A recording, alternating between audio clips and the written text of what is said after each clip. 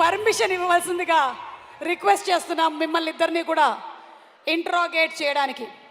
ముందు నాని ఒక పక్కన యాక్టర్, ఇంకో పక్కన ప్రొడ్యూసర్. స్పాట్లైట్ ఏది బాబు ఏయ్.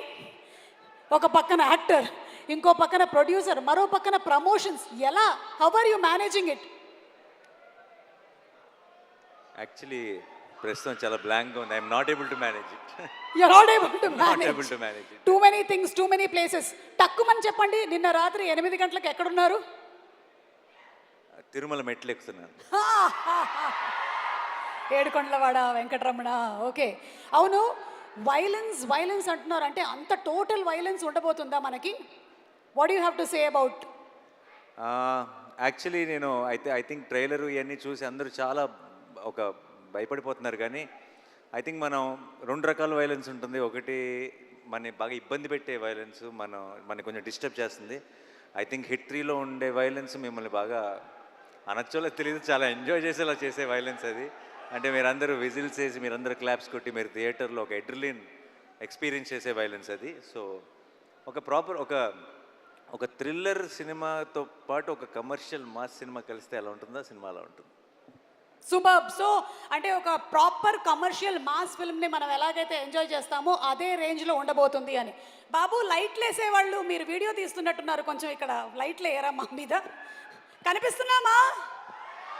కనిపించట్లేదంట, తొందరగా వేయరా బాబు లైట్. ఓకే, ఒకటేసారి కనుక మీకు విక్రమ్, రుద్రరాజు అండ్ అలాగే కృష్ణదేవ్ కేస్ టేకప్ చేయడానికి హెల్ప్ అడిగితే ఎవరికి హెల్ప్ చేస్తారు మీరు? ఈ ఇద్దరిలో ఎవరికి హెల్ప్ చేస్తారు? ఇద్దరి హిట్ వర్స్ ప్రొడ్యూసర్గా నాకు ఇద్దరితో పని ఉంది. ఇద్దరికి హెల్ప్ చేయాల్సి వస్తుంది. ఎందుకంటే ఫ్యూచర్లో వాళ్ళిద్దరితో నాకు కూడా పని ఉంది కాబట్టి. సో ఒకరికి హెల్ప్ చేసి ఒకరికి చేయకుండా ఉండలేను. It's not right.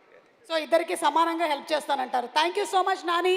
ఇక రాజమౌళి గారు, అదే ఇందాక చెప్పాను కదా, పాస్పోర్ట్ పోయింది, మీరు ఏమైనా చూసారా?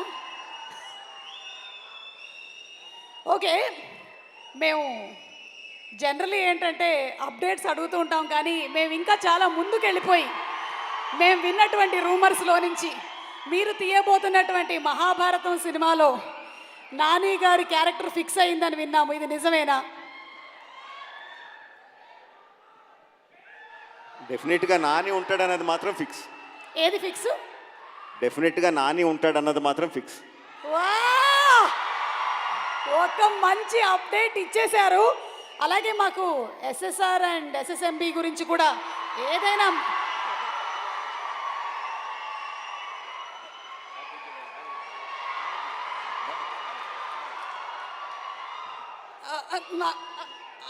ఓకే ఓకే అర్థమైంది. యా, ఏం అడగట్లేదు. డన్.